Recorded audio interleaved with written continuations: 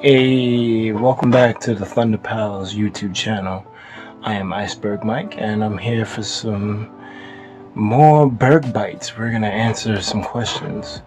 I'm gonna answer some questions from you guys, and I'm gonna read the first question now. This one is from Subasa. Any thoughts on the Nintendo Online Play service? How good is it to you, and do you use it very often? No. Next question. No. The Nintendo Online service is a $20 a year service that allows you to play online with other people, do cloud saves, and give you Netflix style game database that you can play classic NES and SNES games on. I use most of what they give you, but given how bad netcode is on certain games and the fact there are no servers, yet we're paying them money, I feel like there's stuff that can be improved upon, like getting servers and fixing netcode. A lot of people want Virtual Console back, and honestly, it's a part of a bigger problem. When you buy things on an eShop on a specific system, those purchases don't carry to the next system.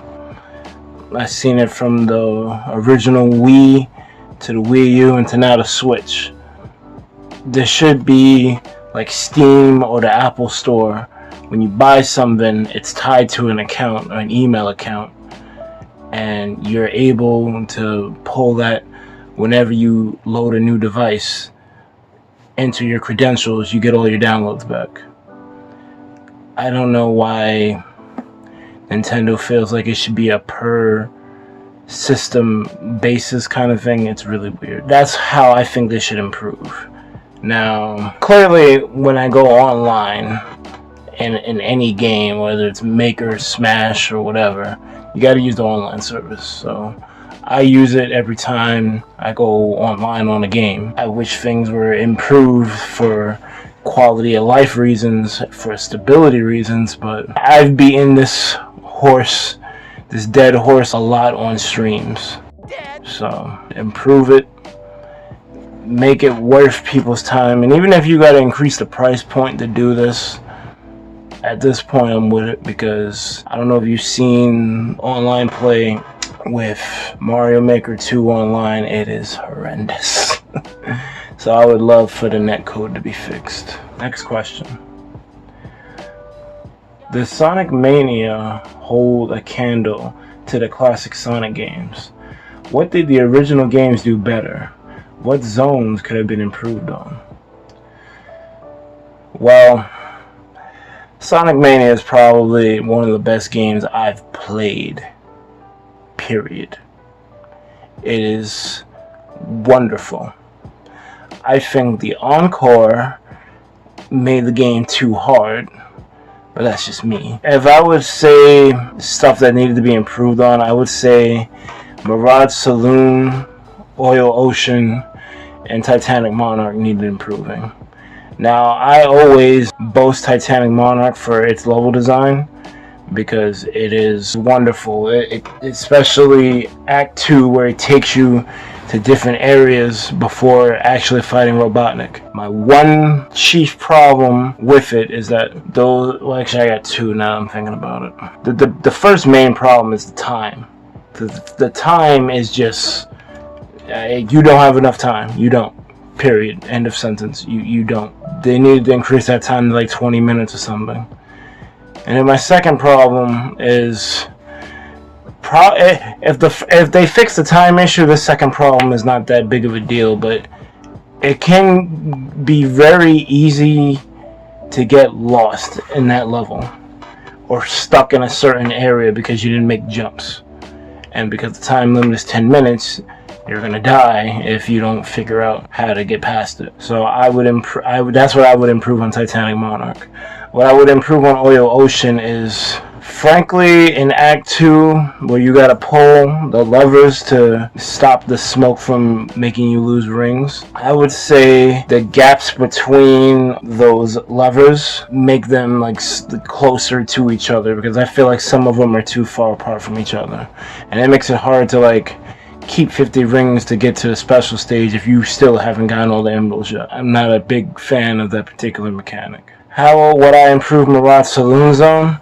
I'd probably make it so that the Knuckles exclusive stage was Act 1, and the ground stuff that you do with Sonic and Tails, make that Act 2, and then you could have the end of it be the whole airplane section, and then you run into the boss. It felt like a whacker version, even whacker version of Sky Chase Zone from Sonic 2. I get what they were going for. They were trying to pay homage, but it just, I don't know. I could have done without the flying, to be honest. But I know you got to keep it in there, so at least have the Knuckles ground be Act 1, the Sonic and Tails ground be Act 2, and then you could kind of shorten the flight path for the end of Act 2 and have that be the boss fight where you still fight the...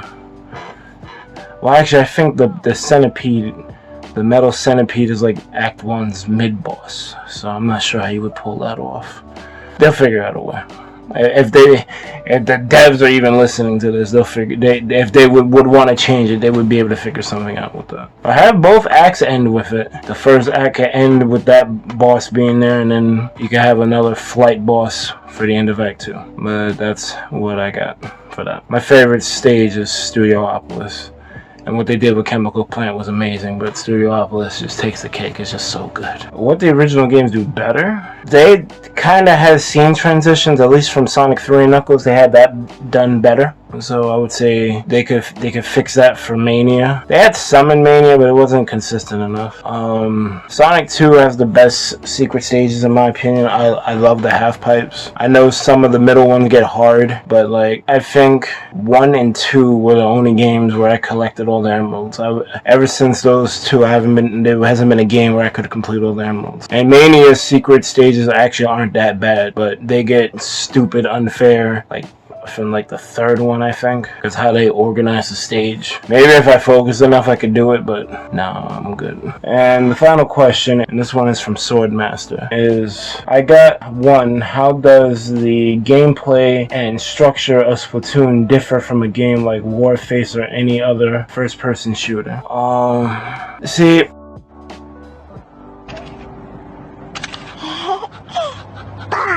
I was originally gonna just say Splatoon is a team-based game where you need to kind of be strategic to get your wins in Turf War, because of, you know, you need to be able to ink up the space and take out enemies at the same time. But after looking at a trailer for Warface, it's a little closer to like an Overwatch team type of battle than I gave it credit for. It looked like another Call of Duty type thing, which I think they are going for. That was the look. But getting down to the nitty gritty of what you need to do, there's like classes, and you need to be able to mesh those together to be able to beat objectives. And they got player versus player and player versus environment. So the two games are kind of closer than you think.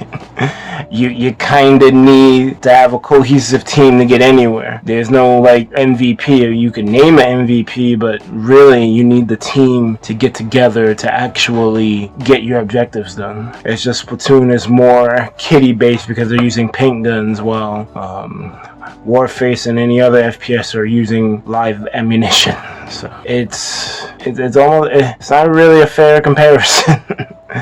I was really gonna write Warface off, but like I was starting to say, Warface is more akin to Overwatch, where you need to have a good team composition. In Overwatch, you basically, you're not gonna win if everyone is just running, gunning, sweeper. You need a tank, you need defense, you need healers. When they told me there's a medic and an engineer and they heal two different types of units, I'm like, yeah, Warface is more like Overwatch.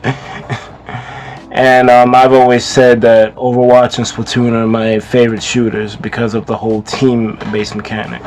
Splatoon doesn't really have healing, so I guess that's what would make them different. Like, Splatoon is just all in on inking the turf and getting as much of it as possible before the other team stops you. So I guess that's how they would be different.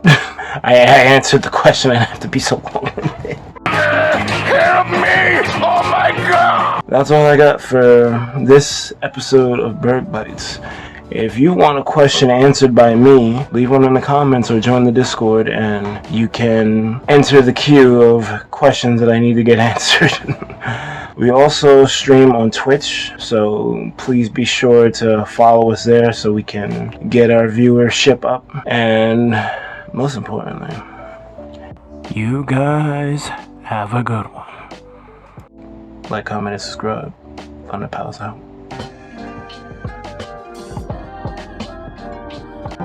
Level hit different when you gotta actually platform to the top.